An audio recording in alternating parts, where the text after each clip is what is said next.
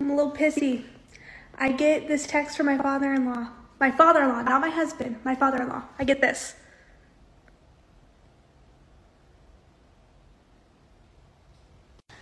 Mind you, I did not build this house. My husband and my father-in-law built it, mainly my husband. I am very grateful for that. Gee, it sure doesn't sound like you're grateful. You just said you were mad. For those of you who didn't read the text that she posted, her father-in-law sent a message asking her to clean up a mess that was created while building the house that she lives in. By the way, it wasn't like he said, "Woman, clean up this mess now." It was, "Here's what needs to be done. Thank you very much. You're the best." Actions speak louder than words, and someone who was grateful would not have a meltdown from being asked to clean. A grateful person would either clean up the mess, send a text back explaining why she can't do it, or negotiate for a lesser responsibility. But this is what I come home to after working an entire shift on my feet all day that I now have to clean, even though I did not make this mess. Look at it. I now have to pick up everything off the floor, all of it. I have to clean this entire island, put all of their tools away, clean the entire, all this, everything off the floor. I have to get all of this. This is sawdust because they decided to cut things inside my house. And I have to get this all done tonight before my husband gets home so I can spend time with him. Big deal. That looks like 1 to 2 hours of work that you can do while listening to a podcast. It's not the end of the world, and I'm sure that if you didn't finish by the time he got home, your husband would still be happy with the work that you did complete. I have some questions, though.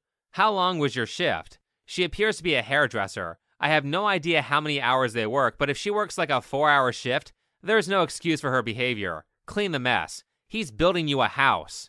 If she works like an 8-hour shift, I can see where she's coming from a little bit, but welcome to being an adult. Sometimes you have to work all day, come home, and work until you go to sleep. Did your husband not work all day at whatever he does for a living and have to come home to building a house? So that was TikTok video number 1. The saga continues a day later with this video. So last night I did not clean the house. You guys really opened my eyes and made me see that like this was not my problem. It's not my thing. There's so much. I bitched to my husband last night and told him that I was really pissed off. To all the women watching, listen to what she said.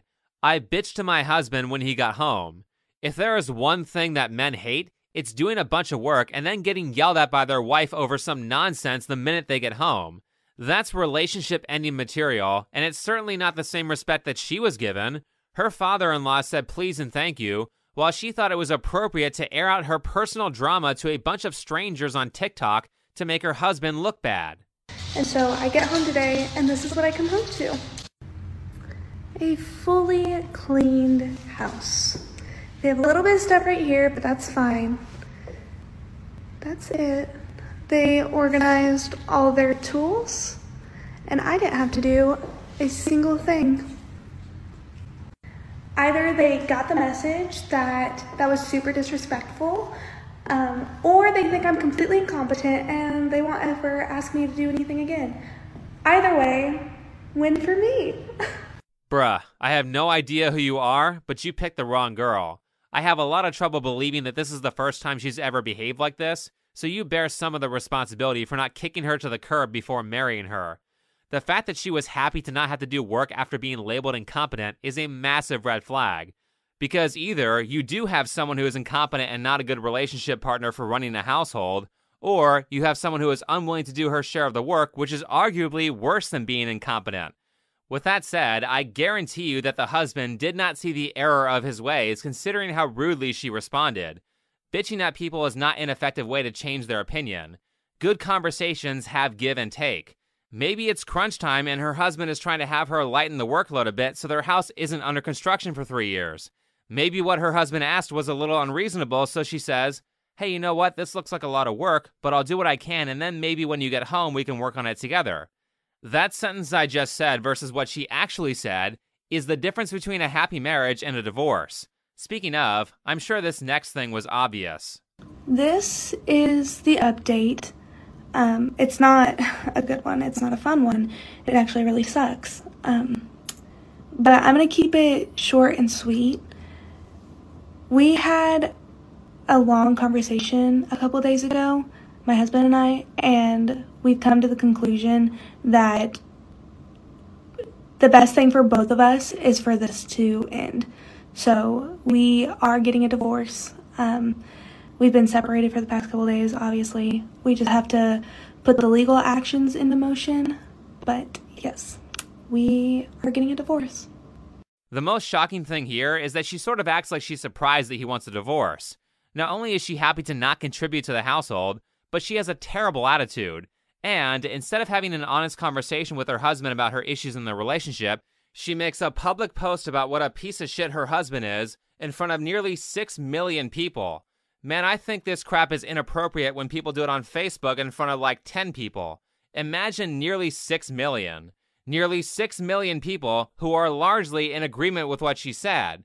This is reputation destruction, and it baffles me to see that she thinks an appropriate response to not wanting to do chores is, let me make a video talking about what a terrible husband I have that everyone in his community will see. Did you honestly expect that would lead to a good relationship? So this video was sent to me by a female viewer who is in Gen Z. Her question to me was basically asking how she should handle a situation like this. My honest response was, why would you put yourself in a place where something like this would happen? The idea that I've been using this channel to promote is not what to do when you're in a relationship with an abuser. My message has always been, don't get involved in relationships with abusive people. Don't put yourself in that position. I am a big proponent of traditional relationships with one parent who stays at home, and it sounded like the person who sent me this TikTok video wanted a traditional relationship.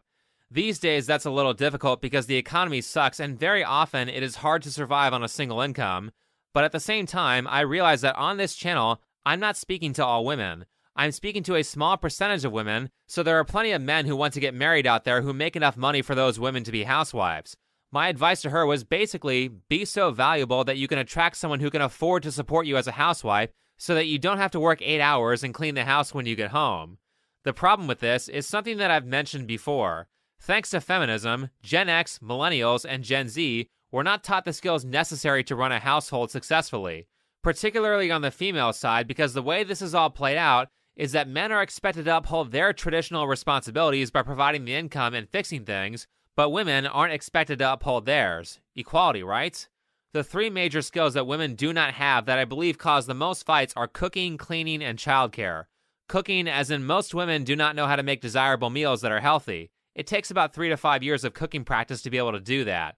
Cleaning, as in not knowing enough about the skill so that it doesn't take all day. Folding laundry can take 30 minutes if you don't know what you're doing, or it can take 5 minutes if you know how to fold quickly. And childcare, as in being able to manage kids properly so that they help around the house and so that they aren't a pain in the ass to be around. I've already talked about this stuff a lot in these 2 videos here, so I'm not going to go over that again. But what I am going to go over is what's preventing women from learning these skills outside of the feminist narrative in a way that will apply to everyone. There's a misconception in the way skills are learned that was likely taught by public schools that removes all of the fun out of learning a skill.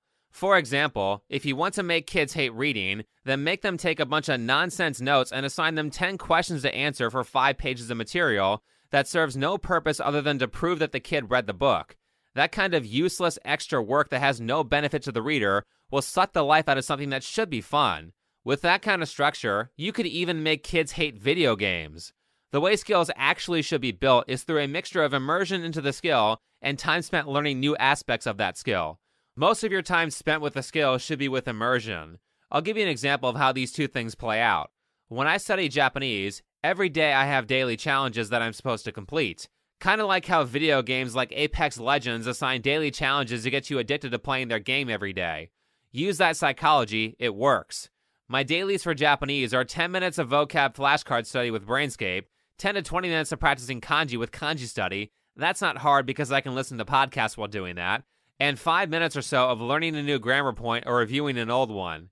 That's it. That's like 30 minutes of the stuff that's boring, and the rest of the time is spent in immersion. What's immersion for Japanese? A bunch of fun stuff. Playing Japanese video games, reading Japanese manga or books, watching anime, watching Japanese YouTubers, and talking to people in Japanese.